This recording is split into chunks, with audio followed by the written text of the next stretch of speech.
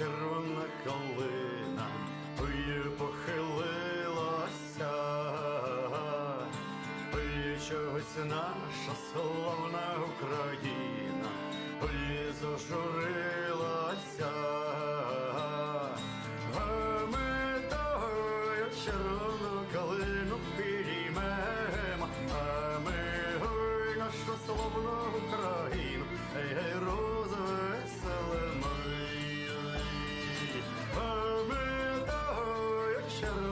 Калину підіймемо, а ми ой, нашу славну Україну розвеселимо.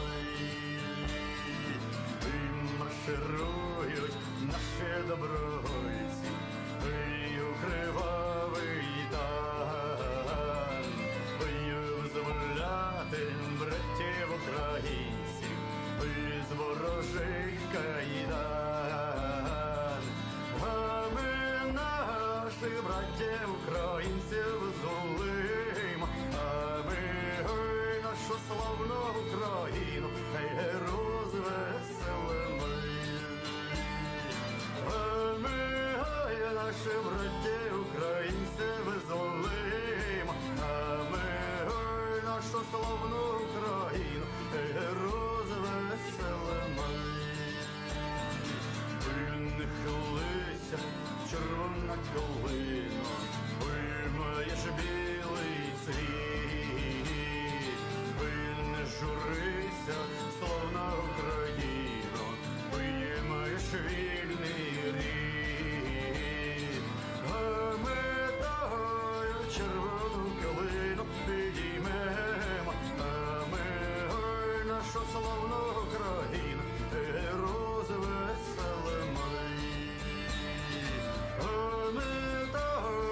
Червону калину підіймемо, а ми ой, нашу славну Україну розвеселимо.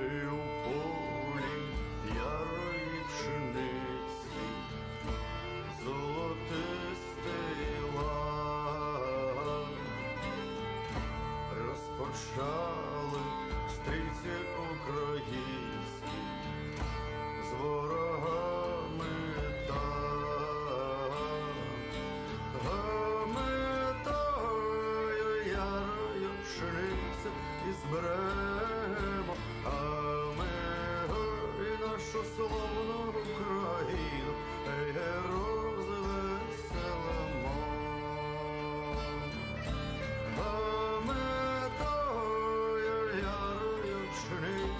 І зберемо, а ми ой, нашу славну Україну розвеселимо.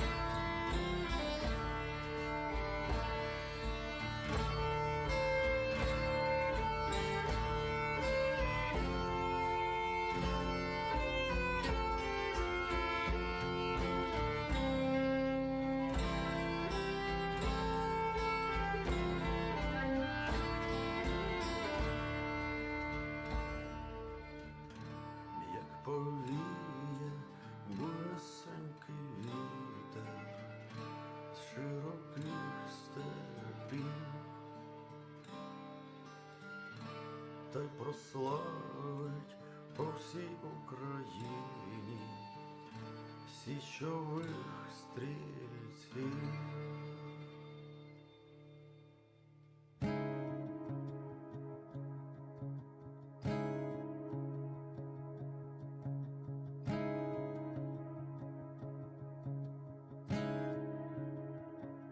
Справа в тому, що у мене немає дому, і за правилом доброго тону, як за правилом доброго ременя, згадаю, з якого я племені, пригадаю, з якого міста, я чекаю на своїх героїв. Мене просто нема де сісти, написати свою промову. У мене немає дому, у мене немає дому, у мене немає дому. Гей, люди такі осуди, за день свої бетонні суди, а де ще ховатись, суханути людям першу, другу сорту, а люди такі сотнями в тандемі зі своїми відсотками з третього, сьомого герцями, сповнюють все сенсами.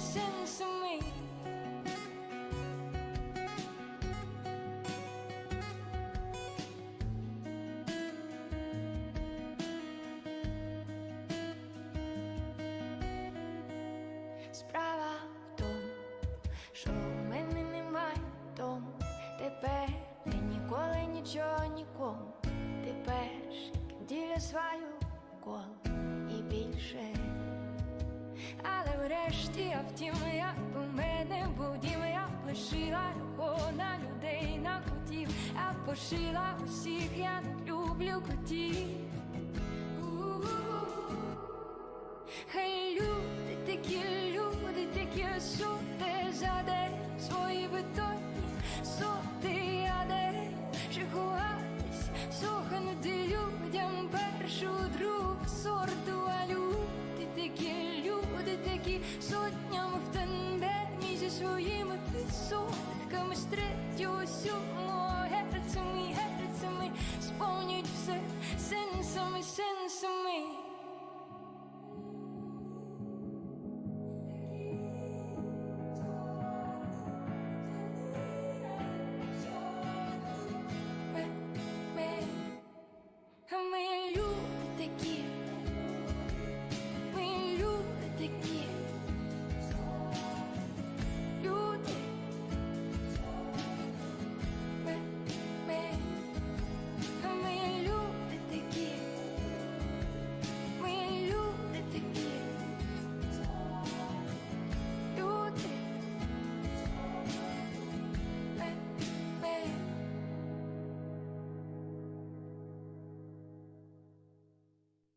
Увесь світ дивиться на мій дім крізь ящик, і від їх сторіс тут в бункері трошки краще. Одним за нас страшно, іншим за себе стидно. Вони дивляться крізь ящик, по ящику краще видно. Але якщо є вір, то вистачить сил. На фронті, в Мелітополі, в бою, в інтернеті. Знаєш, якщо випаде ядерний пил, це буде останній сніг на планеті. Вони можуть розбомбити щастя, вони можуть розстріляти мрію, але вбити волю їм не вдасться. Кожен буде жати, що посіяв. Вони можуть розбомбити щастя, вони можуть розстріляти мрію, але вбити волю їм не вдасться. Кожен буде жати, що посіяв. Кожен буде жати, що посіяв. Кожен буде жати, що посіяв.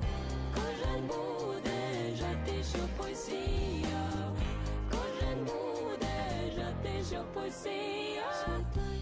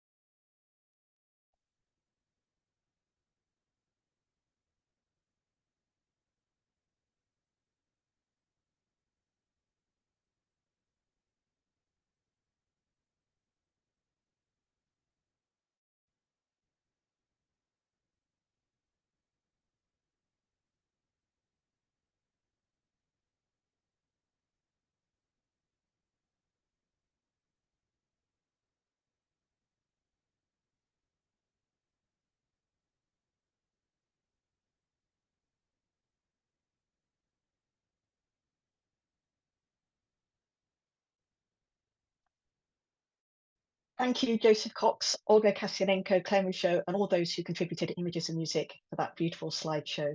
It really was very moving. And if you missed it, we're hoping to put it on the ARAS website, so you'll be able to watch it there. Hello, everyone, and a very warm welcome. My name is Catherine Cox. I'm an analyst from London and a member of the WJ team. Before we start, if you haven't already done so, please select your preferred language from the globe icon on your Zoom screen. If you cannot see the globe icon, please look for the row of 3 dots and it should be there. English speakers, if you want to hear the invitation from Ukrainian into English, you must select the English language now. As always, a very warm welcome to our Ukrainian colleagues, whether you are in Ukraine or elsewhere in the world. Today, we stand with you, particularly in your grief. The Office of the United Nations High Commission for Human Rights has verified nearly 10,000 civilian deaths in Ukraine since Russia's invasion, and more than 17,000 civilians injured. It believes the actual numbers are much higher. More than 20,000 Ukrainians, many of them children, are considered missing, thousands having been abducted. More than 80,000 potential war crimes have been registered since the invasion. Officials in the US estimate that the number of troops killed or wounded on both sides since Russia's invasion last year to be around 500,000, 500,000.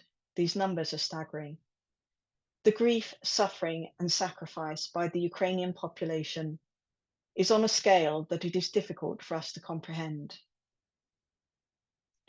Today, we also think of our Israeli and Palestinian colleagues and the innocent victims in Israel and Gaza. I have heard from colleagues in the last week who are working with the families and friends of those who have been killed. One colleague has told me that she has a friend who's been taken hostage. As some of you will know, many of our colleagues in the region have been working very hard for peace and justice there over the years. We wish them strength in the challenging times ahead. A warm welcome also to everyone else who is here today. You who come to offer support and to stand in solidarity. We too have our own grief and suffering. But now it gives me great pleasure to welcome Dr. Nonfundo Melissa from South Africa, who is our guest chair today. She and Dr. David Hart, also from South Africa, have already spent a good 30 minutes today preparing this space for us. We will shortly join them very briefly in this process, and I thank them both for their commitment to making this space sufficiently safe to hold our grief and anguish. As well as being a tribal analyst, Nonfundo is a tribal healer.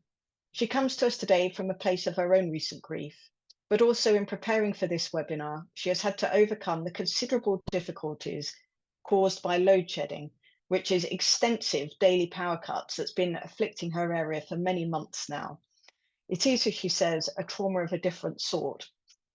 And what I was going to say here was that it means we might lose her at any moment. As far as I know, we have got her. I saw her on the screen just a moment ago, but her laptop won't load up. There's not enough power. And we do have a plan for this. We took the precaution of doing a recording earlier. So I'm just going to hope that between Nonfundo and Neil, they somehow get this working. So Nonfundo may or may not be speaking live, but you should see her on the screen. Now, David Hart worked with Archbishop Desmond Tutu. So both Nonfundo and David have strong histories of working in the fields of reconciliation and healing in the most difficult circumstances. It's worth bearing in mind, I think, that South Africa, under the leadership of people like Nelson Mandela and Desmond Tutu, found a largely non-violent way to heal, to integrate the opposites, and to move forward as a country. Welcome, Nonfundo.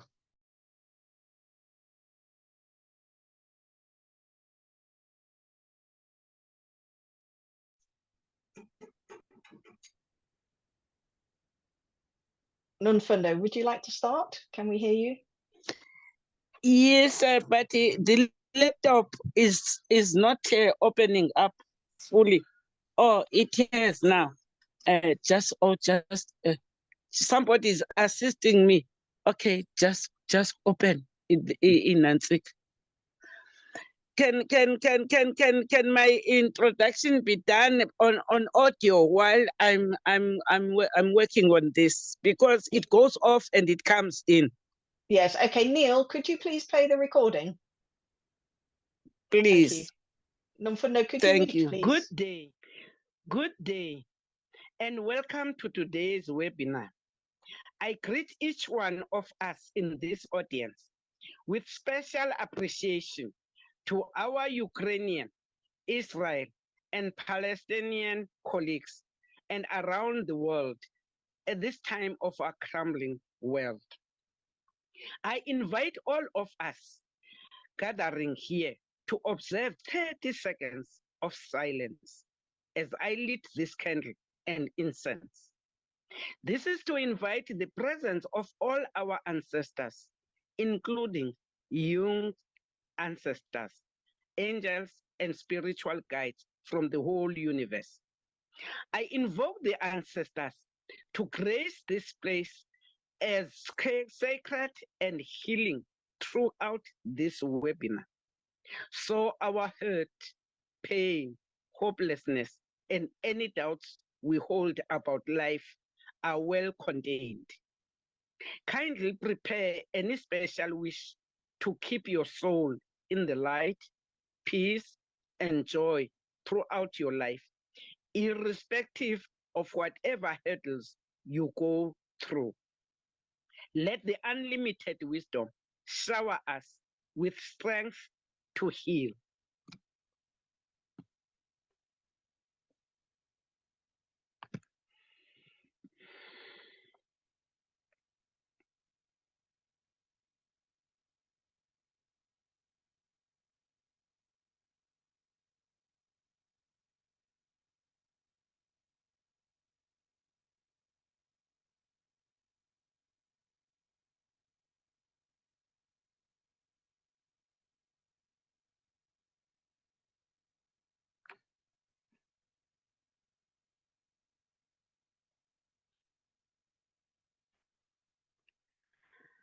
I thank you for the wish you made.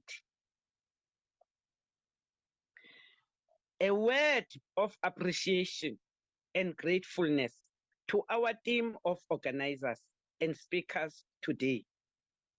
In today's webinar, we shall have presentations from two speakers who will share various kinds of skills to manage grief, loss, hopelessness, and all related emotional, spiritual, physical, and social distress emanating from trauma. They include stories, fairy tales, songs, etc. Kindly identify what works better for you. There will be time for questions, comments, and answers. Kindly write your comments in the chat. We shall try to monitor all and give time for the responses. The raise hand function will also be available during the question and answer session. I invite you to 1 minute silence to remember all those who have died in Ukraine. Some have been abducted, sexually violated, injured, displaced, and many traumatic incidents, whether in other countries like Israel, Palestine, and all around the world.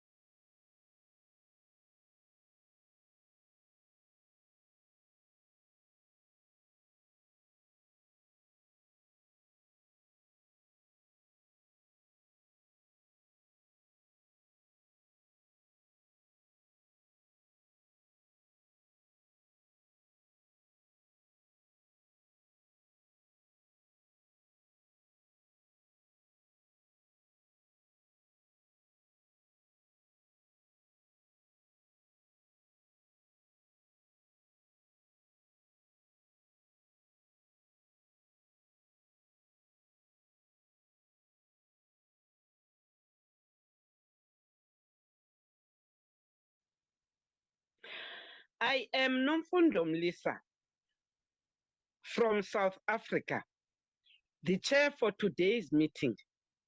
In 1994, we had what we thought was free life, peace, and joy by getting our first democracy after almost 400 years of hardship and pain.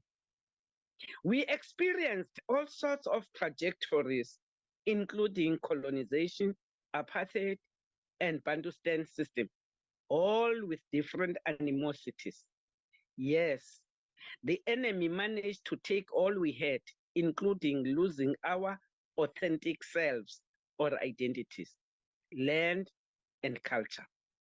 The worst part is that we were left to hate each other. A strong fiber of Ubuntu to connect all of us as one is gone. We still try to amend pieces of that damage even today, where love is lost among us as human beings, among us as Africans. I'm standing here today as wounded as I was and still be. However, my heart is ready to give support to anybody being inflicted because I felt such pain, loss, anger, and distress. I share my story to invite you to understand that in this life, infliction is part of our lives. Yes, it comes in various ways, but pain is pain. I stand here today as a wounded healer who has come to heal others, irrespective of the deep wounds I bear. In these last 2 months, September and October, I had 3 sudden losses. My sister's son, who shocked us by committing suicide, and my brother's son, who passed at the hospital with a sudden illness that costed him only 3 days in hospital. Just on the 21st October, I buried my strong hand at church, a dear and dedicated deacon. The deaths left me with guilt feelings and deep pain. As a healer and psychotherapist, I feel like there could have been something I should have done to save them. Well, my tradition teaches me that the universe is always in control and certain things are hidden from our intuitive skills for a purpose. That we accept what we cannot change. We are encouraged to always look at the positive side of any event happening in our lives. I have decided to view all these recent mishaps in a positive manner. They have made me stronger than before, and hence I'm here today. In moments like this, I always remember some words from a song that says, in moments like this, I lift up my head, I lift up my eyes, I lift up my hands, I go on my knees unto thee, singing, I love you, Lord. I love you. My dear friends, stand up and reclaim these words. Let them rejuvenate your archetypal self, soul, and intuition to regain your strength and to live peacefully again. Try and accept what you cannot change and regain strength to overpower the pain, anger, loss, and hopelessness being felt now. It is your birthright to do so. Let me instill more positive strength to you. Please read Alfred Lord Tennyson's powerful poem, The Charge of the Light Brigade, when you have time. The poem was inspired by one of the greatest calamities in British military history. Focus on its positive side. The 600 soldiers rode their horses to the war, knowing very well they may not come back. The fight was for peace and to protect what was theirs. Some died, but some survived. Those who survived were wounded in many ways, wounds or emotionally, etc., like you today. Let their spirit of survival touch you and inspire the very strong positive fire they had. Fight for your healing, peace, and joy so that you continue to grieve and cope meaningfully. Do not allow the fire in you to stop burning. Remember, the candles and incense lit here today for you. Keep that light on. Our ancestors worldwide, including Jung Spirit, is here too. Embrace their spirits with strong faith and hope than ever before. There is a reason and purpose for your survival. Embrace your survival. Allow me to welcome our honorable speakers and panelists in today's webinar. I introduce to you Vera Kast and Olga Kasianenko, whom I'm grateful to have met during the preparatory stages of this webinar. Vera Kast from Zurich is a professor, an experienced psychologist and psychotherapist who has taught, supervised, and have authored a lot about trauma and its management. She empowers you by many useful tools to cope with your grief by means of fairy tales, symbolism, imagination, relationships, and mourning process. Olga Kasianenko from Kyiv is also a psychologist and Jungist analyst. Her wide experience is in working with children and adults and leads infant observation groups. She brings the whole frame of managing grief through art, music, and poetry. These are powerful images and symbolism in situations for lack of words. Join me all in welcoming Olga Kasianenko to Healing Us. Over to you, Olga.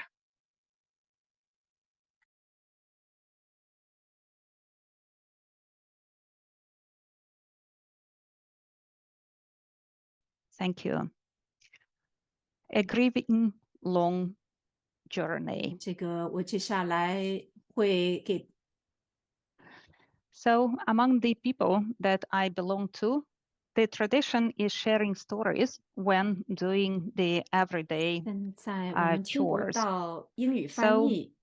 most often we share stories in order to 这个 cover what we want to share. As we invite friends to join a story or a conversation, one story follows after the other, and then it may be more and more until the answer to the question set is as long as an epos. That says, a faithful gardener, a wise tale about wood which can never die. So today, I just want to tell you a few stories that happened to me, to us, to my clients who gave me the permission to share them during the 20 months of the war. Of course, the stories are interconnected, but sometimes it's not so easy to see this connection. Like in the epigraph, one story evokes another story and then another. I hope that some stories will also come to your mind and you will have an opportunity to share them today or to write to us later. We live on the fault line. Our transcendent function is tense as never before. And one of the things that help us to cope is our ability to amplify or symbolize. Listening and telling stories helps me in the process of self-regulation. In the situation of such tension, we really need to feel that we have a choice and to see this choice. It will help bring back the sense of self-value and significance and renew the connection to one's own self. Stories help us feel this choice and renew this connection to ourselves. These different stories help different us in the process of self and co-regulation, and in turn, this helps us feel the choice and renew the connection. Telling and listening to stories helps us meet the other inside ourselves. It soothes or inspires, this way facilitating self-regulation or co-regulation with the other. And this is the process that we all know quite well, because usually clients are telling us stories and in turn we're trying to hear them.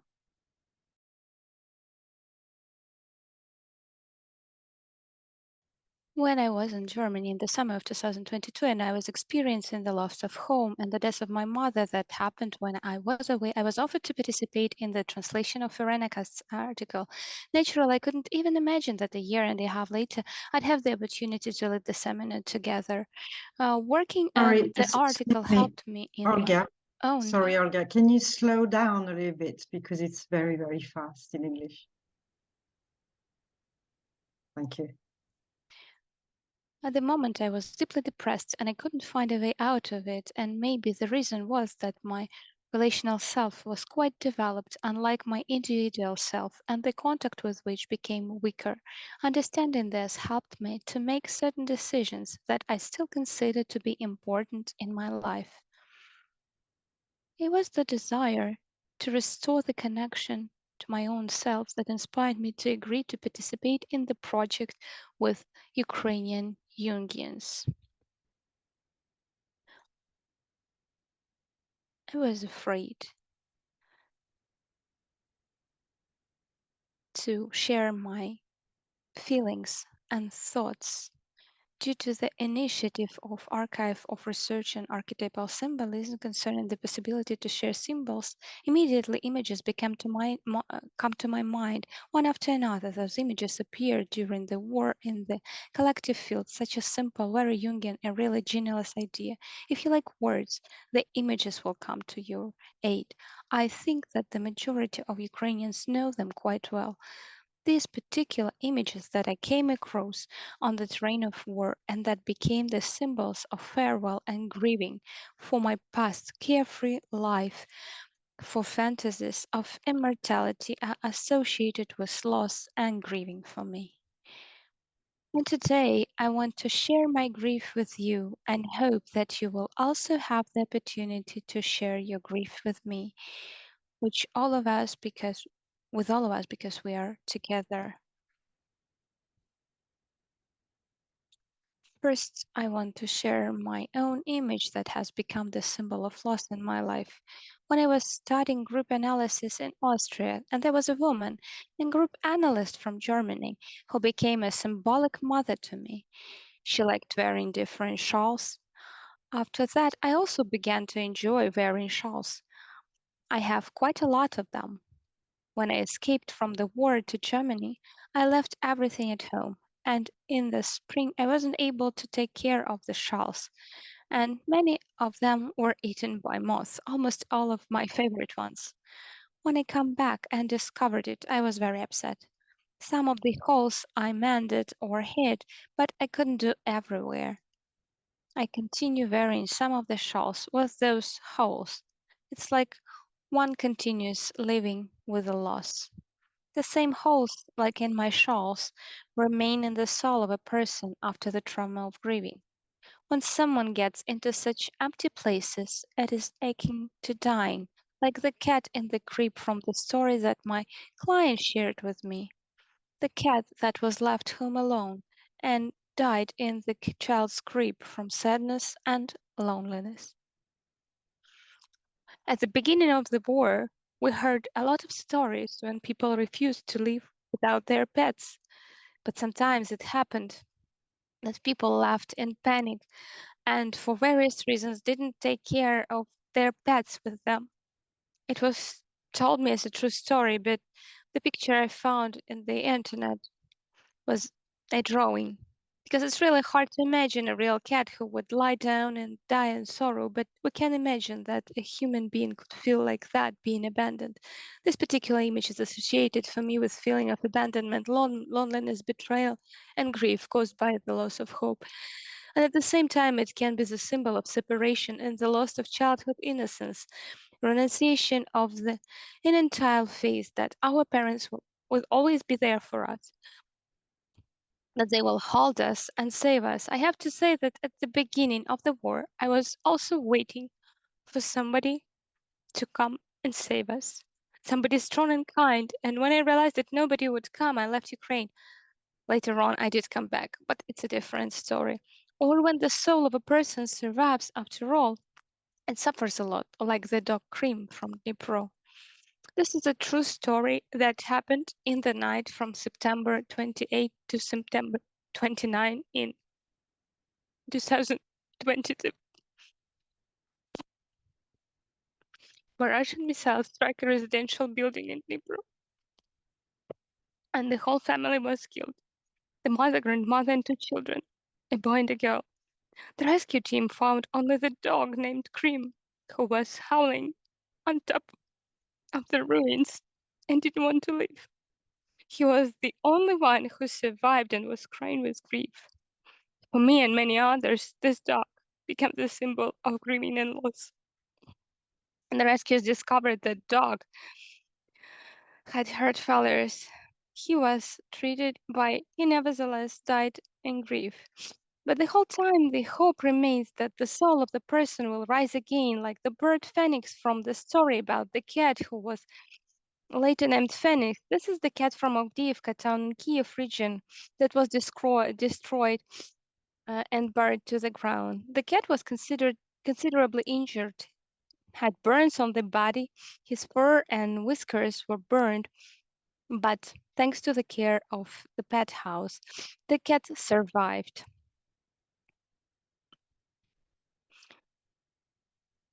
You know that a lot of pets in these images are painted in blue. The dog who survived, cat Phoenix, went through the fire and that he revived. I had to come back home to Ukraine because I was dying in Germany. I had to come back home to Ukraine to feel the connection with myself. How are you? The kitchen cabinet I am holding.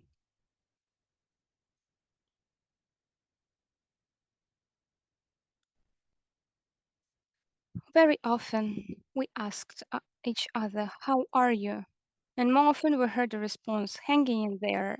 And a little later, the image of the kitchen cupboard appeared that survived in the destroyed building after the bombing in Borodyanka settlement. Gradually, we accumulated the whole collection of different surviving cupboards or fragments of buildings that had been destroyed as a symbol of our life that has survived alongside the one that has been destroyed. And in the place of those holes, people began to make creative artifacts or creative objects contemporary for creativity, as if mending the holes. From very simple ones like memes, photos, drawings, or fairy tales and short stories to very sophisticated real art masterpieces that you saw today at the very beginning of our webinar. People collect these stories, tell them, and illustrate them. The Cat, the Rooster, and the Cupboard is a story by Alexander Michet. This is a story of one family that begins during the World War II and reaches today's war. The cat, the rooster, and the cupboard are like fairy tale characters, but at the same time very real. They were rescued and preserved in an almost destroyed by Russian shell in Borodyanka near Kiev, ready to fight and warned of danger. In this fairy tale, they protect the universe of one family. Grandmother Lisa, Uncle Andrei, and granddaughter Sonia, a family that cycles through history from generation to generation and in the end becomes stronger than ever. The cupboard warmed by the warmth of grandfather's hand, the rooster that was given as a holiday present, and the rescued cat embody strength and invincibility, protect the family, and give hope. This is the hope for the future in which the wounds will be healed, but the memory of the evil committed will live through the ages in the future, hour after victory. The rooster is totally different creature. In the story, he symbolizes our inner voice that has to warn of us of danger, but he hadn't been used for such a long time, and yes, he wasn't able to do it because in this family they didn't like change. But at the same time, it is the rooster who informs us that even the darkest night come to an end. He symbolizes Mercury that moves, changes, destroys, and gets reborn. Mercury is a master of change, unlike the cupboard that hangs in there remaining immutable, as if we balance between the variness of total destruction of our life and our attempts to make sure that everything, at least something, stays the way it used to be, between the necessity for change and the need for stability, a horrible, real process of transformation that is happening with all of us right now. My daughter and her father, they poke fun out of my anxiousness when we have um, air alert. And a little more about witches. First, I was very surprised when to my invitation to send images associated with process of grieving. I received a lot of songs, videos, drawings, and stories about witches. Whatever the witch says will happen to you, enemy. My meetings with Verena and my supervisor helped me, Martin Scala helped me to understand how it was connected with the grieving process, how helpless turns into omnipotence, power, and merciless, because a witch is the one who has actually lost a lot, sometimes everything, and that's why she's not afraid of anything. Every witch has her own story, and usually it's about losses. And the final loss is the loss of faith, faith of all. First of all, the face of justice. In a certain sense, we can imagine that such a witch either lives or wakes up from time to time in every Ukrainian woman now, or that the whole Ukraine is a witch in a way. And once we turn into a witch, it is difficult to recognize in her the one who is protecting herself. An example of turning into a witch um, that we all know is the story of Demeter when Hades abducted her daughter and Zeus betrayed her. Demeter was infuriated by such double betrayal. For 9 days, dressed in dark clothes, being out unaware, not thinking about anything, the great goddess Demeter was roaming the earth, shedding tears. She withdrew and stopped giving love and warmth to the outside, and the work sunk into depression. Life on earth stood still. The land became barren, and the famine ravaged the earth. Demeter was wandering like that for a long time, and nothing could console her. Finally, Demeter came to the city Eleusis, disguised as an old woman. First, she wanted to make the king's son Tamathon immortal by wrapping him with fire, but the queen saw that and didn't allow Demeter to do this to her son. The queen was only human, hence the transformation through the fire was unbearable to her. Because the transformation through fire was unbearable for a human being. To make the king's son immortal through fire was an inhuman strategy. To begin with, Demeter taught another son, Thales Triptolemus, to cultivate souls. This why she gave us hope for renewal. Demeter is an archetypical figure, and the queen is so human. And she cannot stand the fire transformation, but symbolic transformation is totally acceptable. I hope that we, each of us, will also find our own way of renewal. There was supposed to be a symbolic interpretation here, but it's not easy for me at the moment. It sounded like moralizing, but there is no need for that right now. When you're in danger, it becomes difficult to symbolize. The goddess offered us two ways of renewal or preservation of ourselves. The first one is the renewal through gaining immortality. Heroes don't die, we often hear. They do die. So many have died already. comes as a response. The second one is the renewal through revival. This is where moralizing appeared, so for now I'll leave it without an answer. Maybe there should be something here about love, about that about the love that can never die, about the small fir tree that wanted to see a world and be useful. I'm very grateful to everyone for your attention and for contribution to each person present here to our victory. I'm grateful to Armed Forces of Ukraine for making it possible to live and speak here. And I think Verena Kast knows the answers to many other questions. Verena, please, the floor is yours.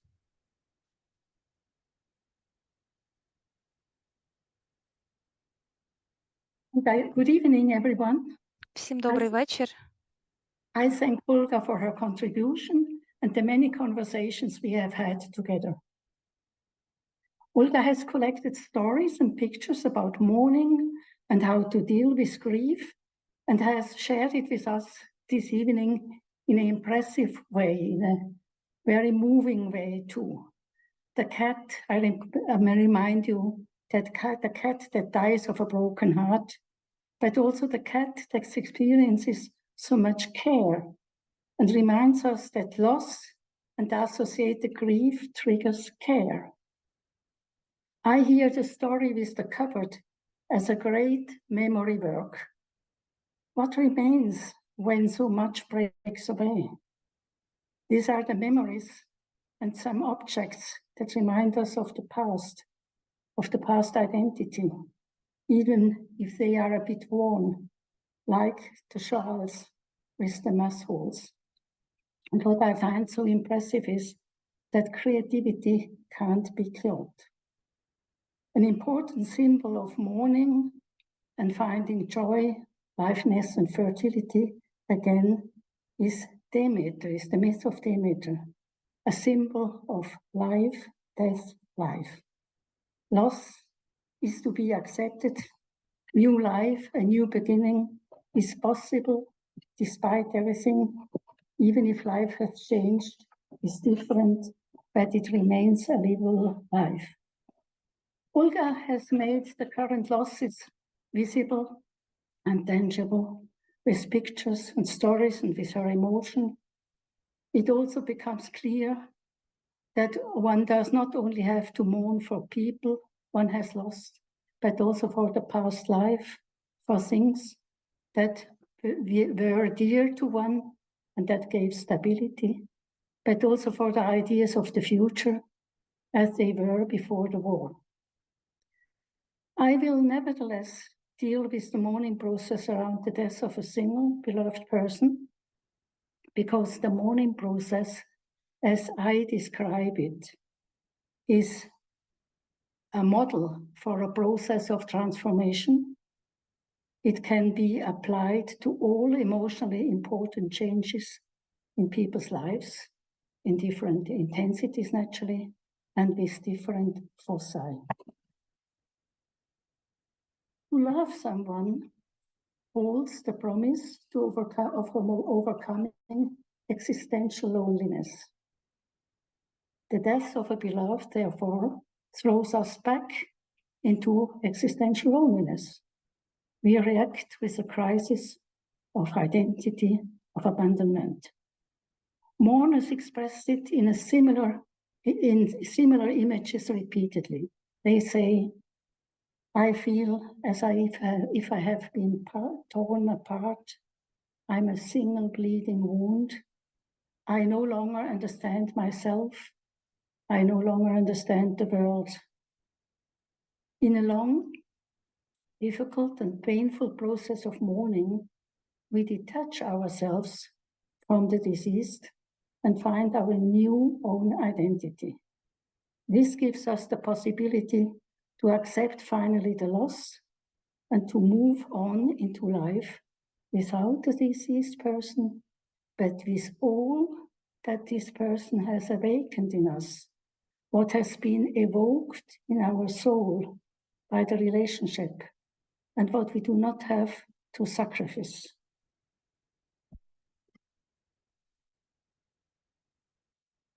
Let me start with bonding. Humans are addicted to social bonding. This is why loss experiences are so painful, and this is where our care system comes in. Grief signals greatest social needs. The grief system triggers the care system. I'm talking about Jack Panksepp. Panksepp is an affective neuroscientist, and he's studying basic emotions. And he is convinced that in mammals, and we human beings are also mammals, the grief system triggers the care system. I think this is very, very important for our times. It has not so much to do with mourning. It has also to do with mourning, but it would help us in our difficult situation. If we could share our grief, then perhaps we would be more caring about each other. Now,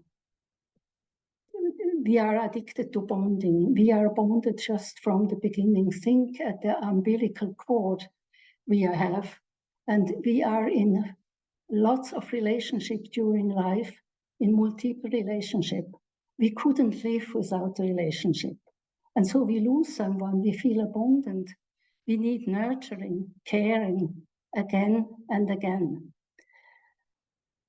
When life gets tough, when our anxiety rises, when we don't know what to do next, when we feel helpless, usually we turn to a person we can trust. And we think that this person can help. And even this person has just to be there, listen, share the grief, the problem. And life is getting a little bit better. We find back to our daily creativity, and then anxiety is getting less. This person to whom we turn when we are in despair, we call the bonding person. And the problem is that very often the person who had died has been the bonding person.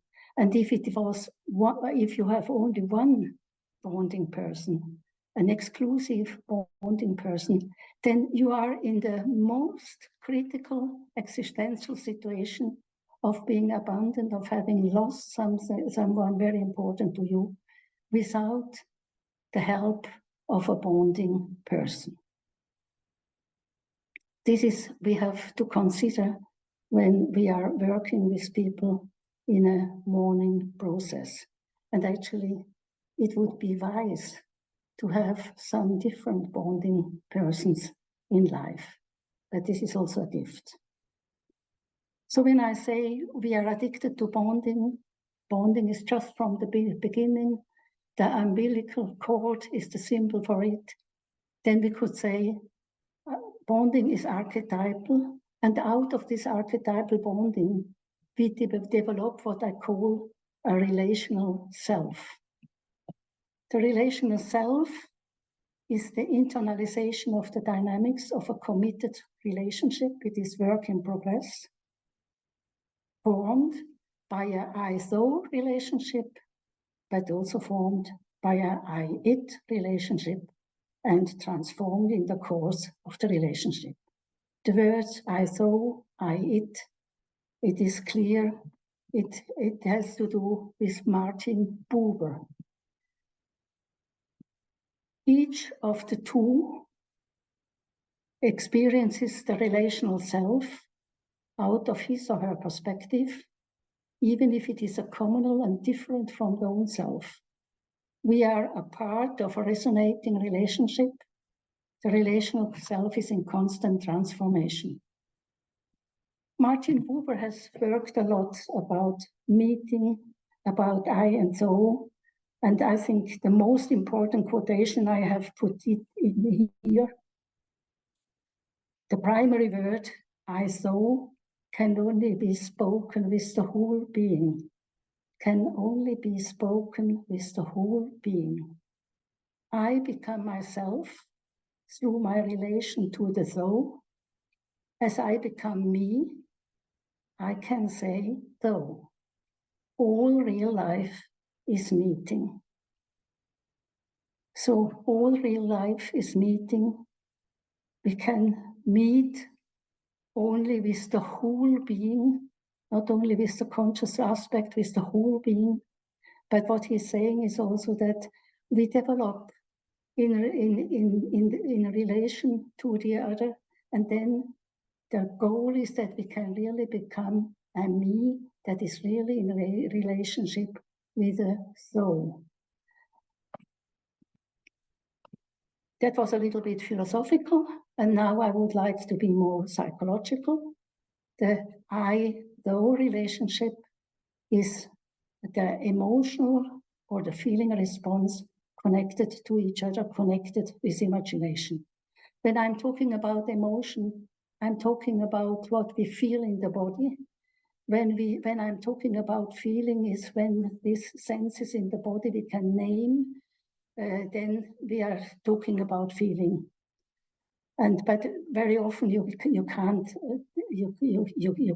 differentiate it that much. But emotional and feelings are always connected with imagination. And what emotional feelings do I mean? It is reassuring the identity of the mate, but it is also to question identity, to stimulate developing aspects of the personality, but also looking at each other to tell the other that he exists and that he or she is important in his or her life. I-it is the relationship in space and time. That's not so miraculous. It's caring for children. Also projects can be children, managing everyday life together, but also what are we creating together, what I couldn't do by myself, our interests, our plans for the future, narratives, memories we share. So, to conclude, the I-it relationship is due to the world we have to live in and where we have our activities. And this is now a quotation. The moments of I-thou appear as strange lyric and dramatic episodes. What Buber wants to say is we have two levels of relationship. I think they are overlapping, but the I-it relationship is due to everyday life, but there is something underneath. There is something deep unconscious, and sometimes the relationship, and sometimes this I-thou relationship you can feel, and this is love. And what he fears, and it's long ago that he has written this, is that in lots of relationships we have only the I-it aspect, and we lose the I-thou aspect. Now, the end of the relational self. With a loss, the relational self comes to an end. And it then becomes evident what the specific communal self has meant for the mourner. In everyday life, we are not conscious about. We are much better in complaining than in finding out that there is something creative between the two, that is something growing. On an everyday level, there are no more shared plans for the future, no more shared memories of the past. You can have plans, you can have memories, but it is not anymore shared. And perhaps more important, aspects of one's own personality are no longer evoked or emphasized through the loving, or sometimes also through the criticizing relationship. You lose a little bit your self-esteem, because quite a lot of self-esteem is coming from this being seen by your partner, by your mate. We have here also the aspect, the psychological aspect, that projections have to be taken back, delegations, and so on. So losing someone means the relational self with this person can't be developed further, but it exists in autobiographical memory, experienced through imaginations. And we can imagine ourselves as victim. Fate has taken away our mate, or we can also remember a rich life we have had, but which is not anymore. We have to refer now to our own self, and we do this in the mourning process. In the mourning process, we have to organize ourselves from the relational self back to our own self. The own self is important for people who have been adapted much too much to the mate, who have perhaps a kind of depressive structure. They know very well what the mate has felt, wanted to eat, to relate, and so on. And the own self, just some ideas, is my plans, my feelings, my possibility to regulate emotions, my way to find new friends to relate, my wishes, my being assertive, my way to ask for something, my goals in life, my dreams, and so on. So I would like to talk about the mourning process. My grief model is a phase model. And when I say phase, I don't mean that the phase you go through is finished once and for all time. You always can go back to earlier phases. Some phases are overlapping. But I'm convinced that one can structure the mourning process to some extent. There are describable phases in which certain ways of experiences are in the foreground, without other aspects of mourning disappearing altogether. And it gives to the mourners a kind of orientation, even when they say, I do it absolutely in a different way. The first phase of the mourning process is the phase of shock, it is the phase of denial.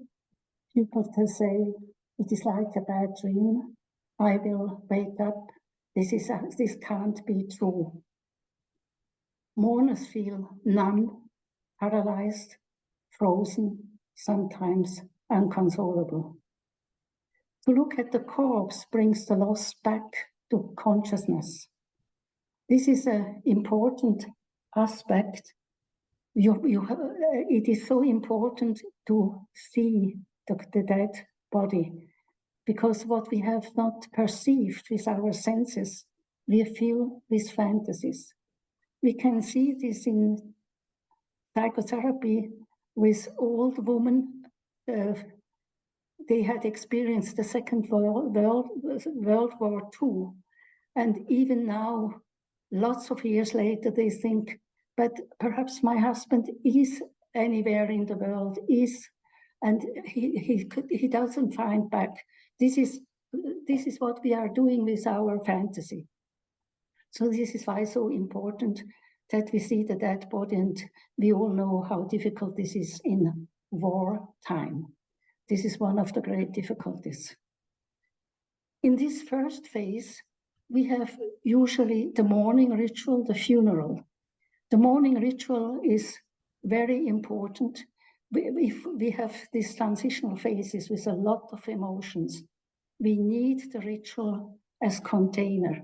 And we need the ritual with a lot of people, because it is not, death is not a person, sure, it touches us personally, but it is not a personal affair. Death is something that happens to everyone. And the mourning ritual is in a lot of places in the world a short model of a mourning process. So when we are going through the mourning ritual, it is like telling you, look, this is where you are going through, and in the end, you go again into life. So morning rituals, you go to a place, perhaps to a sacred place. There is a lot of music. You feel, you meet people who are crying, who are touched by the whole situation. And then perhaps you even see the deceased person. And then someone is talking about the past life of these people who was deceased. Again, with music. And then comes the moment when you have to let go, when you detach from the deceased person. And so you share grief and you say goodbye together, but you know that there are a lot of people around you who share the grief and you can connect with. And in Switzerland, and I guess also in Germany, at the end of such a ritual, of such a funeral, we go to eat together, we go to drink together. And I think this is the symbol of, in the end, you will be able to face life again. You can eat and drink with others. This phase, this initial phase, goes over to the phase of emotional chaos. Lots of people think this is really grieving, but the grief with this emotional chaos is really emotional. It's much more than to be sad. To be sad is an emotion of low energy, but the phase of emotional chaos is a phase of huge, enormous energy. And chaos is, you experience grief, sadness, anger, anxiety, fury, rage, joy, longings, feelings of love, feelings of guilt. There are even more. And the chaos of emotions has to be endured and expressed. I think what is really important is you are not always in this state of emotional chaos, even if you are in the phase of where emotional chaos is very quick by your hand. But if you are in this state of emotional chaos, you have really to go to try to reach the bottom of the dark emotion. When you reach the bottom of the dark emotion, then a light is coming in. This is the chaos of emotions has to be endured and expressed. You have to try to reach the bottom of emotion and express it.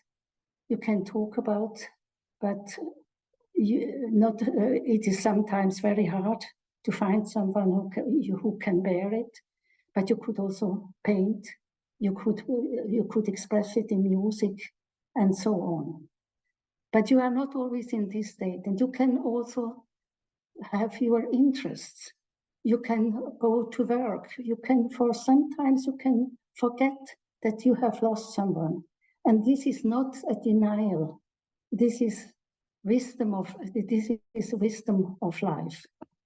Let me say something, because the phase of emotional chaos, it is really very emotional, and the emotions are in our body, in our senses. And so we have some emotional problems. We have a restlessness, we have sleeping disorders, we have a higher risk to get infections, so the immunity is lowered. This will disappear after some weeks. It is not, what we experience is that it doesn't say that this will now remain, it disappears after some time. Let me say something about positive emotions. Perhaps you have been a little bit astonished that joy is there as a part of the chaotic emotions, but it is. There is research done, quite a bit of, that positive emotions do not disappear in times of crisis and stress.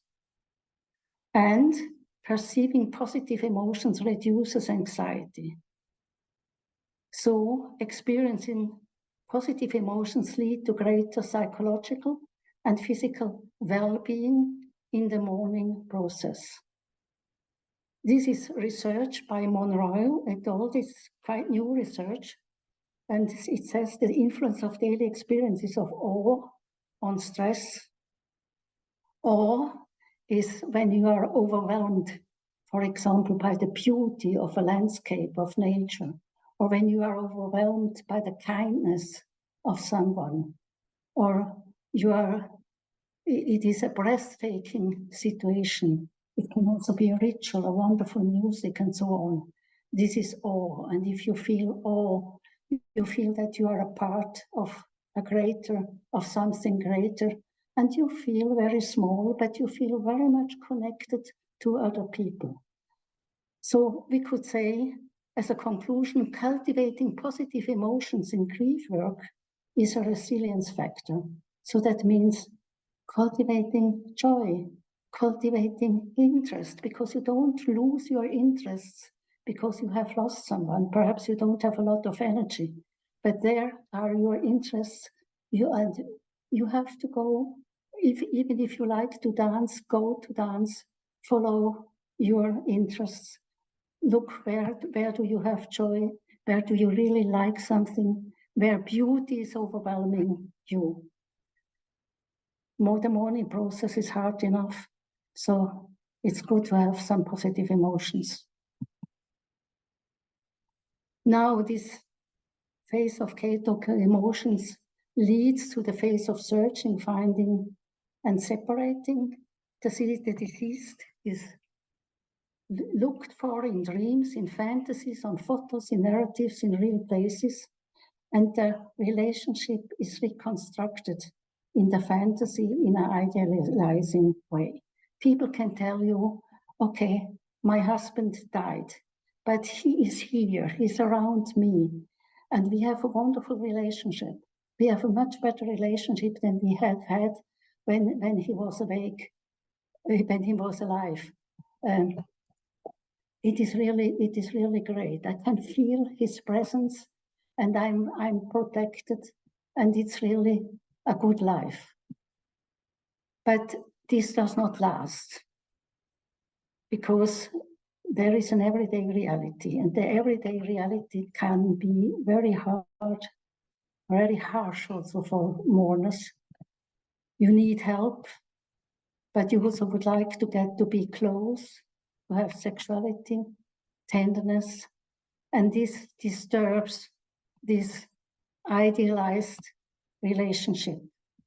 And so the phase of searching is coming in a next step, is connected with the next step, is connected with deep memory work.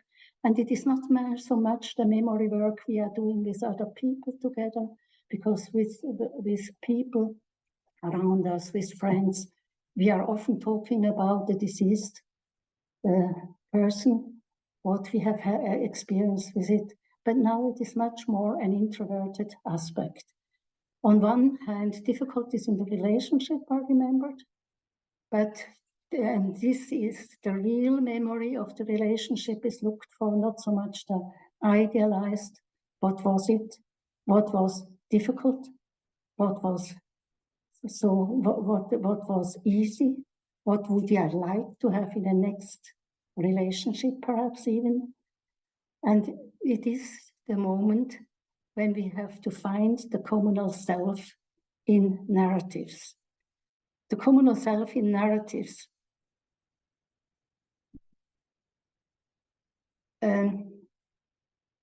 We can inform.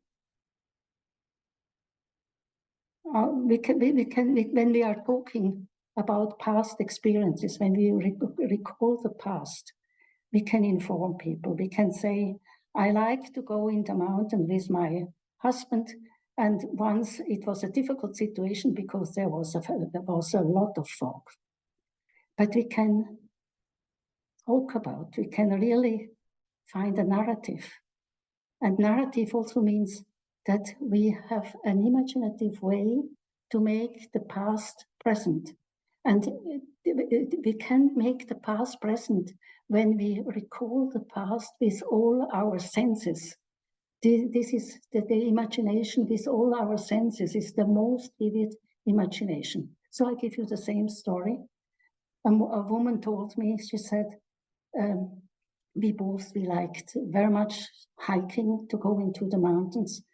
And one day we have been up in the mountains, quite high up, and then a dense fog was there. From one moment to the other, it was a very, very dense fog. And I got panicked. I thought, oh, what can we do? This is very, very dangerous. And my husband said, okay, keep calm, sit down to this stone. We are here. We give each other warmth. No fog will last for all the time. Every fog will disappear, especially now because there is a lot of wind. And then she said, and then we sat. It was quite nice. It was even cozy. And actually, my husband was correct. Didn't take a lot of time. Then the fog disappeared a little bit, and we could see where we have been and where it could be really safe. And then she said, look, this is what I have learned. I have always a tendency to panic. But then I think of my husband, and I think he says, sit down, keep calm. No fog will last for every time. So nothing will remain. Nothing will last forever. There is always a new situation. There is always a new day. And this is what has to be found out. And this is why we need these narratives. And perhaps you can tell this narrative to someone. Perhaps you have to tell it to yourself. But don't give informations, only informations, because informations are quick, but they have no emotion. And narratives touch the emotions, and so it touches the psyche, it makes you vivid. And what is to be found out is what has the relationship with this person, this deceased person, evoked in their own psyche, what was touched, animated in one's own soul. And we don't have to sacrifice that. It is ours. This is when this woman says, I have learned it. When I start to panic, I hear my husband, and I know now I can do it by myself. I even say to my grandchildren, don't panic. The phase of intense process of recalling the communal self comes to an end. Potentials in their own life gained through the past relationship are one's own potentials now, more and more. So the deceased can find his or her peace, the mourner as well. What remains is a grateful melancholy, feelings of thankfulness, regret about missed good situations.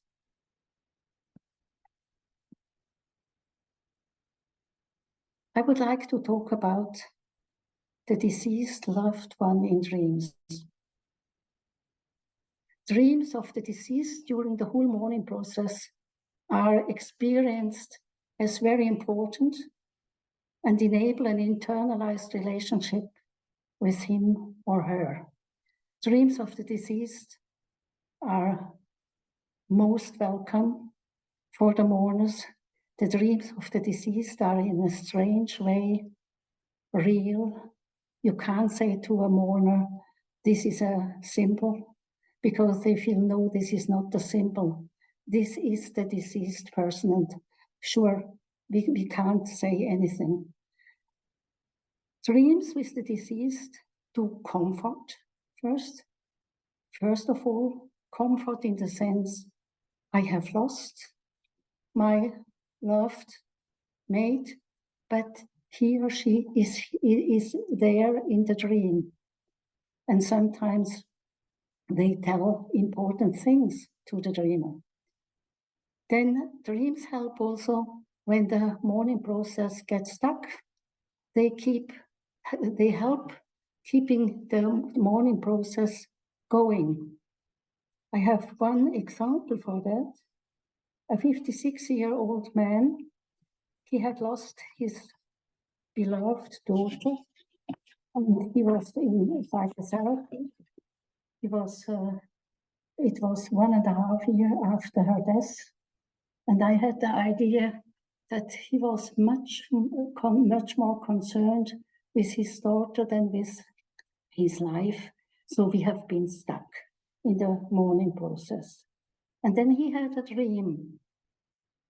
And the dream was, I am in Finisterre at the end of the world.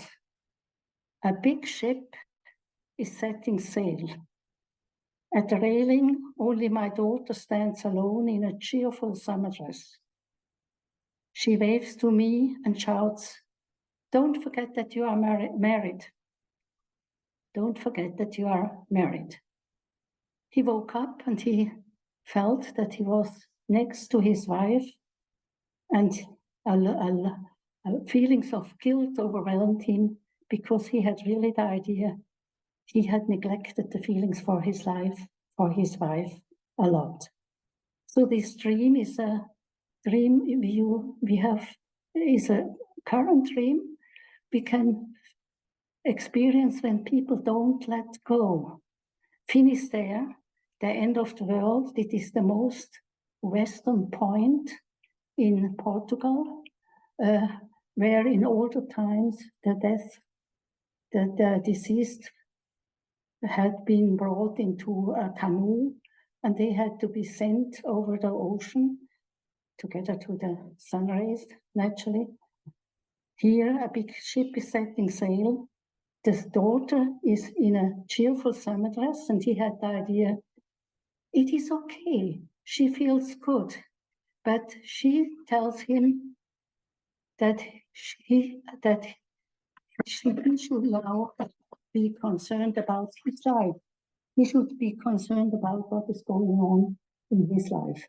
This is an example how dreams can help to get moved the process of mourning. And it enables also the internalized relationship with the deceased person. A new relationship to the deceased as an inner experience with changes over time is possible.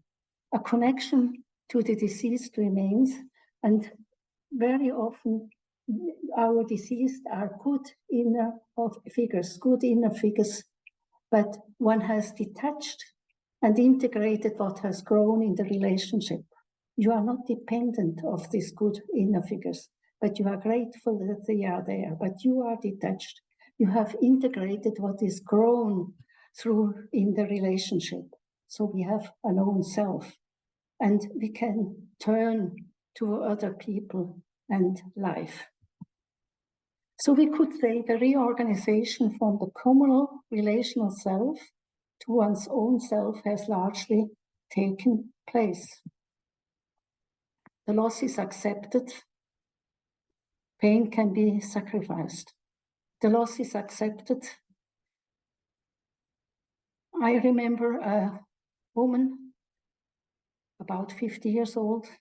Her mate died in a car accident, and she couldn't deal with this loss. And in the beginning of our therapy, perhaps in the 3rd or 4th hour, she said, "Well, I'm really upset.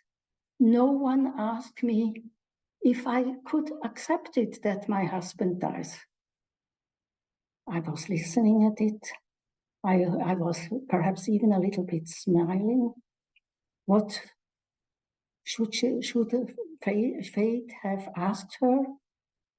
And we have been speaking about, fate does not ask you, but loss is real. You have to accept it. And she said, yes, I know that I have to accept it, but I don't accept it.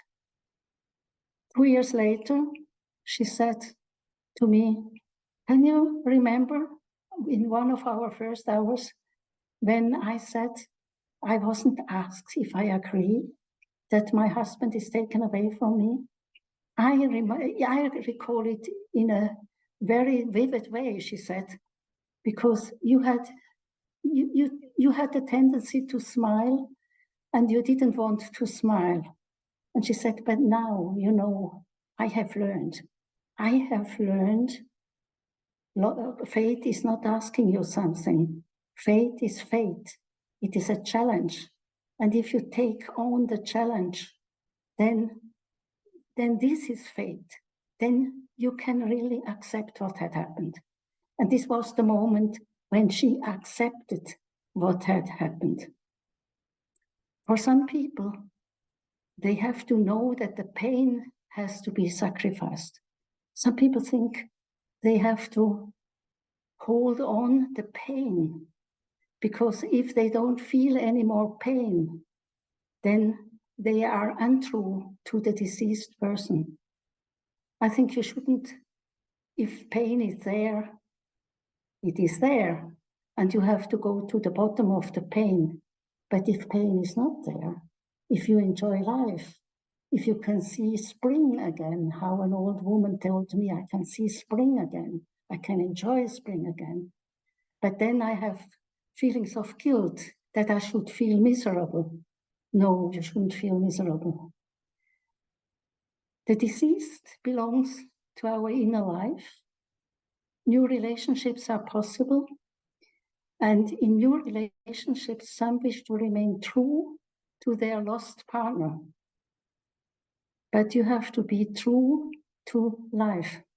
This is also what dreams are telling us. It is not only grief work that helps people learn to live with a loss. Time passes, and people who have experienced a loss, they make a lot of experiences. They get more and more open to life. They have challenges. They have a lot of challenges. They have the challenges from outside world, but also from inside world to reorganize from the communal self to the own self is hard work. It is also a challenge. It's an individuation process. It's an individuation process, but you have also, we experience beautiful things, touching things, and so on. We are confronted with lots of new aspects. It is not the time that heals, but during the time, a lot of life has a lot of aspects that touches you.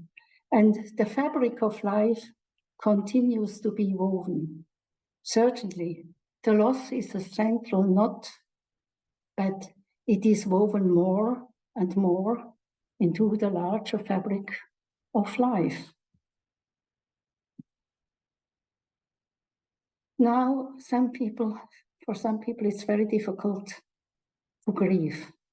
What I have been talking about until now is a grief process, as lots of people experience. But there are also reasons for complicated grief. There are studies about this. Americans have done a lot of studies, but it is always a little bit the same. It is a sudden death. You have not been prepared, like an accident. Death without a corpse, then the act of violence, war, suicide, own guilt, and early experiences with dying and death. So you don't get accustomed to mourning processes, even if you know how mourning feels, that you even can go on in your life after some time, that you even find lots of aspects of your psyche through the mourning process. If a new loss is experienced, it is again the same pain. It is this feeling abandoned, this feeling alone, this lonely existence. Then more reasons for complicated grief are structural problems. These people with with no access or less access to the oneself. This is someone with a depressed structure, or people who have a dependency structure, people who know too much what the other wants, are too adapted to the other, and are not really in touch with their own needs and their own feelings. But then missing relationships, no other bonding persons, and a lot of difficult life events at the same time. This is what we can experience in wartime. There are really a lot of difficult life events at the same time. Difficult access to resources. With resources is meant the resources, outer resources. It can be money, but it can also be other people, but it can also be inner resources, connection with good feelings, with positive feelings. When we are talking about complicated grief, we are usually talking about depression instead of a mourning process in people with a depressive structure or dependent structure. And this is not only a depression, because the depression is connected with somatizing, with other symptoms, with somatizing, introjection of symptoms of the deceased, mummification, linking objects. I give you an example. Introjection of symptoms of the deceased. The father of a man among 40s died with a lung cancer. And in the last weeks of his life, he had a hard cough. He was coughing the whole time. Then there had been the first funeral. The son was found, he was not very close to the father, and he's not really sad, and he has not to go through a mourning process. But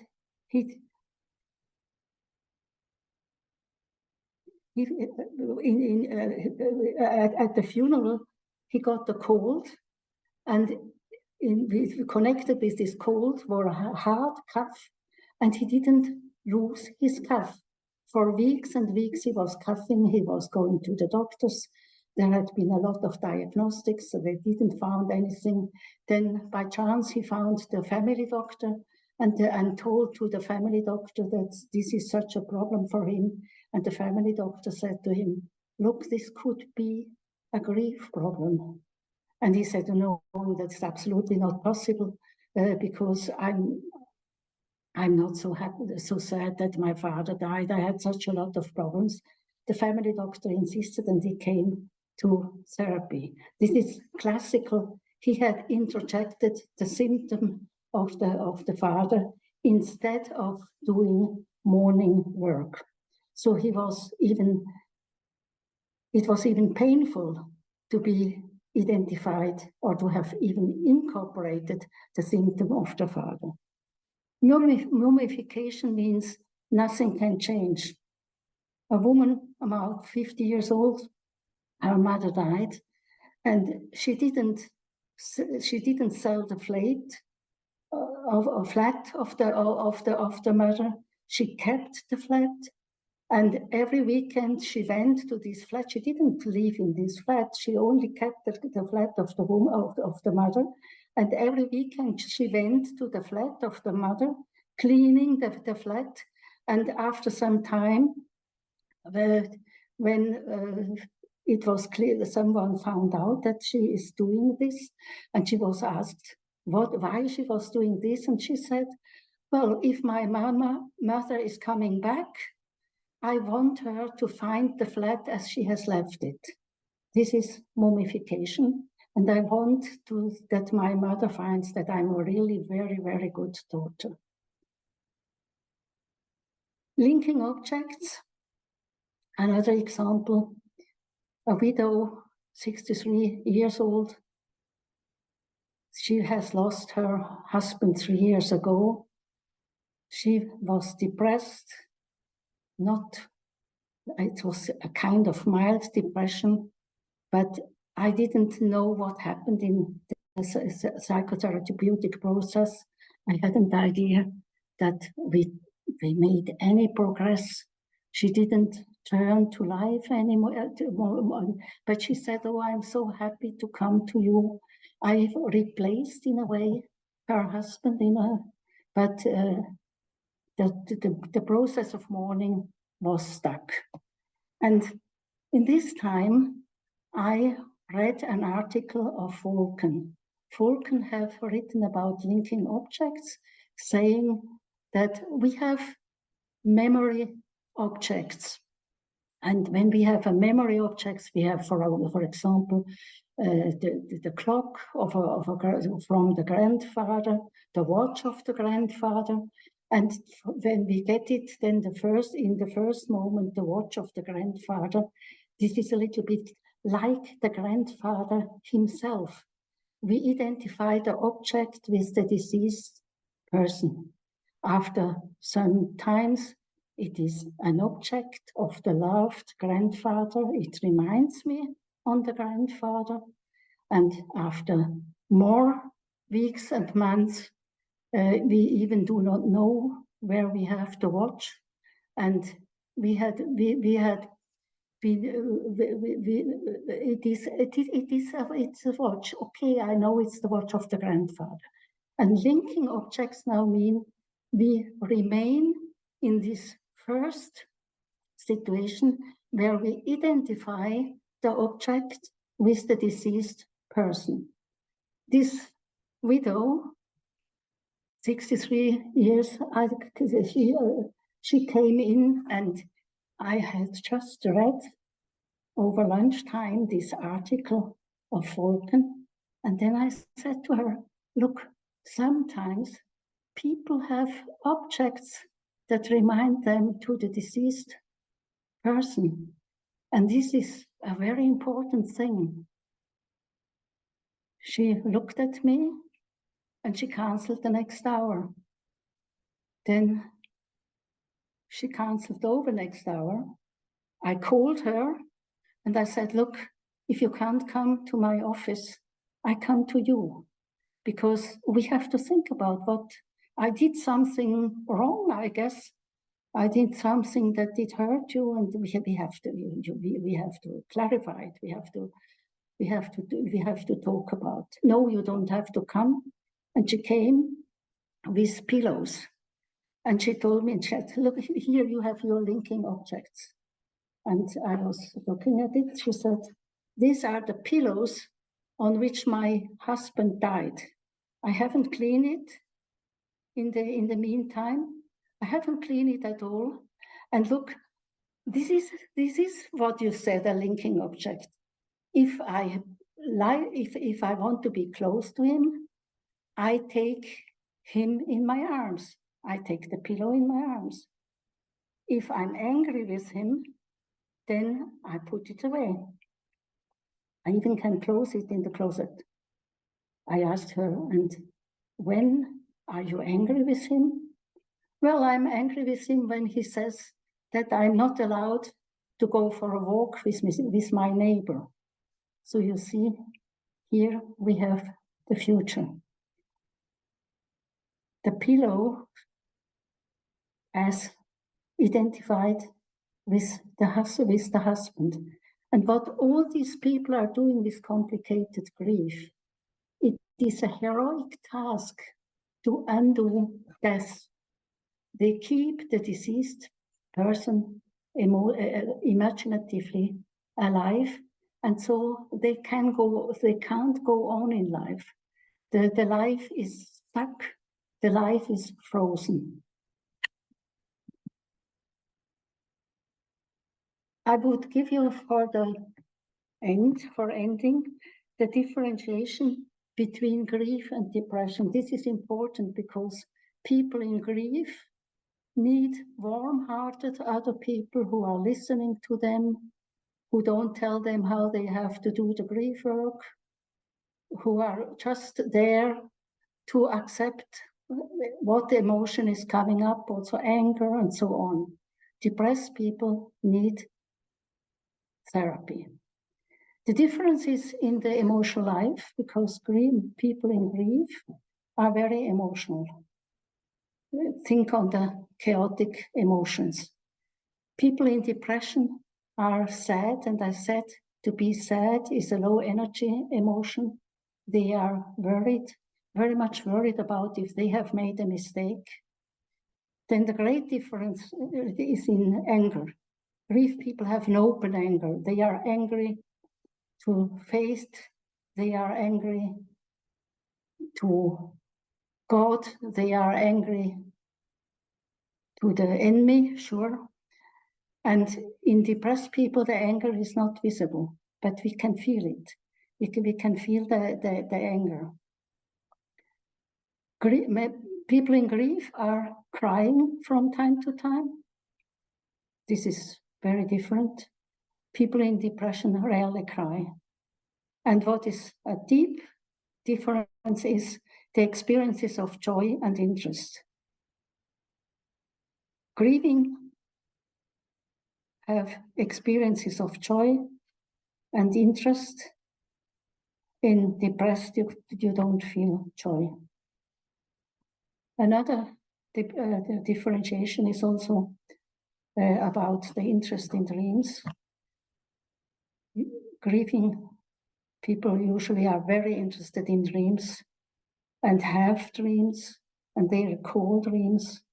Depressed have more difficult access to dreams and no deep interest in them.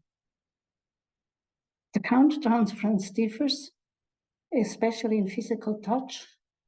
In people in grief, you have sometimes the need to touch them. You have to ask if you are allowed to touch them, but you have the need for a comforting touch. You don't have this need in depressed. So the cry we had. So these are the differentiation. And I think what is really important is grief people who have a natural grief process, that they do not need a therapy. They need warm-hearted people who are there for them, who cook sometimes a meal for them, who goes for a walk with them, who are talking about the deceased person, who can bear that the grieving people are in deep anger. But this is it's a natural process. Depressed people have a deep problem and they need therapy. So I do thank you very much for your attention.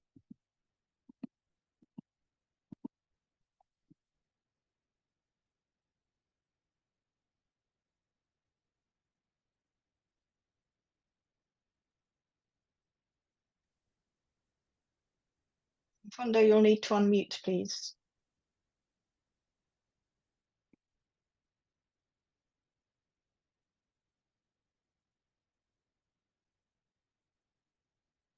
Yeah, I think so.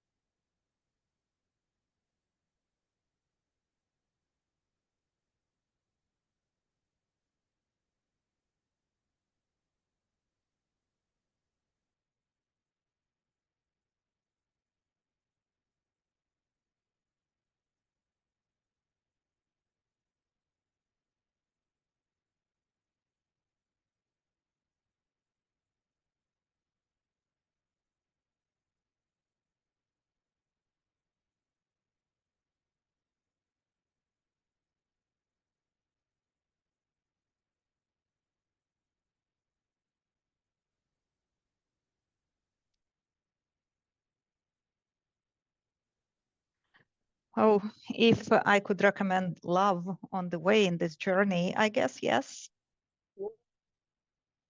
I'm not so much about, okay, we can talk about love, but what is love? My part is very much caring. For me, this is an important point, that if we share grief, that we have tendency to take more care of each other. I think also for our ecological problems, we should take much more care for each other. And perhaps for some people, love is caring, but for me, love is something that emerges. I can't make love. I can't care. I can decide to care, but I don't think that I can decide to love.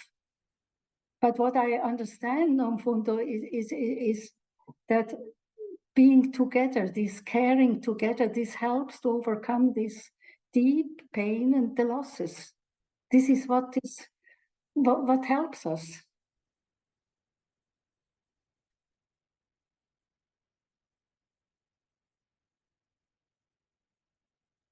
I think I have spoken now. Let's ask some questions. We've got just a couple of minutes for questions. So first come, first served, in Ukrainian or English, on the chat. Or you can raise your hand.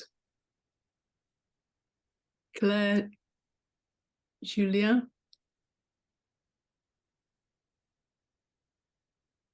You're unmuted. Go.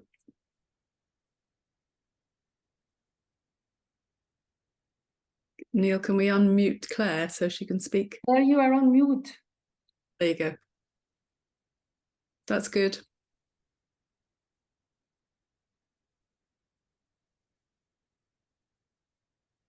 No, it's not. We can't. There. She's on mute.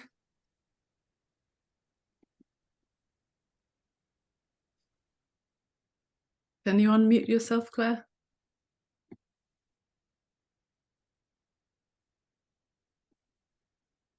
Yes, no.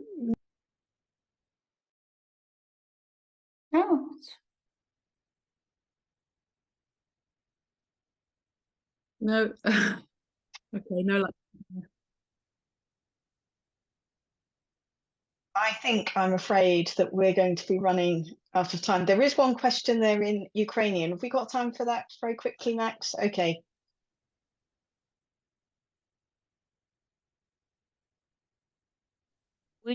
What kind of dreams may indicate that the equator, that the turning point of the grieving process has been passed and the recovery process has started? Well, you have a lot of different aspects of the deceased person, but there is a situation where the deceased is in his prime time. It appears as healthy, as with a lot of energy. And for me, this is always the sign that the grieving process is in a good place. But you can also, there are Americans who have collected a lot of these dreams. I have written an article about the deceased people in dreams, and you can see first the deceased person is ill, is in a miserable state, and then afterwards it is getting better and better. But then it come back, and the deceased does not know that he is dead, for example, because this is not a process that it is just a logical process that is going up. It is much more a process that you have relapses, you come back to a situation, you come even back to a situation that you deny the loss. But I think to answer the moment when the deceased is coming in the best age, and this is, you all will have dreams about deceased people. I had a very beloved grandfather. He died when I was 7, and he is in my dreams. He is always 50 years old or something about 50 years. He's in really very good health, and I'm now much older than he is. And for me, this is the inner image of my inner grandfather. And okay, after such a lot of years, the grief about the loss is really worked through. Thank you, everyone. I'm afraid we really are going to have to stop the questions there. Thank you very much to our wonderful speakers. I just wonder whether I can get myself onto the screen somehow. Thank you very much, Verena. Thank you, Olga, for your very rich presentations. Thank you, Nomfundo, for bringing so much wisdom and healing as our chair, and also to David for your behind-the-scenes support. I guess I am on the screen. Olga, we were a little bit sad to hear about your treasured shawls being eaten by the moths. We know you found meaning in those holes, but we wanted you to have a new shawl without holes as a symbol of hope for you and for all our Ukrainian colleagues of the future of Ukraine without bullet holes, the holes of displacement, holes left by missing family members and friends of buildings that once stood. And so here I have what I hope you will think is a beautiful shawl for you. Nice. It comes from a shop at the country house of Winston Churchill, who, as many of you will know, stood up and eventually defeated Nazi Germany's invasion of Europe. Ukraine's courage is no less. May its people be free and able to live in peace. Now, Olga, I have no idea how we are going to get this to you. So if anyone can help, please let me know. Our next webinar will be on 21st of November. Renos Papadopoulos is in demand around the world, including with the UN, for his expertise in dealing with severe forms of collective adversity. This will be immensely helpful teaching for all of us working with clients who have suffered any form of severe collective trauma. Larissa Kozer, someone in the midst of severe collective trauma, will be presenting from Ukraine, and Karen Fleischer from Argentina will be the guest chair. Karen's area of special interest includes the legacy of state-sponsored terrorism. So we're going to have quite a good lineup. This may all sound rather heavy. Severe trauma, past and present, certainly is. But when we understand its dynamics and how to be effective when working with it, it becomes less overwhelming and space opens up for meaning, healing, reconciliation, and transformation. A very quick thank you to the WJ team, especially Claire Mucho and Joseph Cox, and to all those who are working one way or another on WJ matters. I'm afraid there's too many to name today. Thanks also to Neil McLennan of Sanctus Media. And thank you also to our wonderful interpreters, especially those from Ukraine. It was heart-wrenching, some of the material today. And so now the time has come, I'm afraid, to say goodbye for this month. To our Ukrainian, Israeli and Palestinian colleagues, and all those who are at risk, we pray you, your families, and your communities stay safe. And we look forward to seeing everyone next month. We invite you to stay a couple of minutes more and join with us as Neil plays Lysenko's Prayer for Ukraine. But before we do this, and I'm hoping the technology is going to allow this, I'm going to hand back to Nomfundo, who will close the sacred space. Thank you all very much. Nomfundo.